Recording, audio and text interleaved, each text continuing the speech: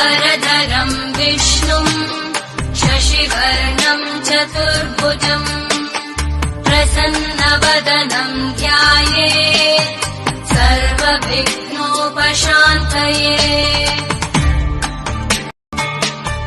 शुक्लाम्बरधरम् विष्णुम् शशिवर्णम् चतुर्भुजम् प्रसन्नवदनम् ध्यायेत् सर्वविघ्नोपशान्तये।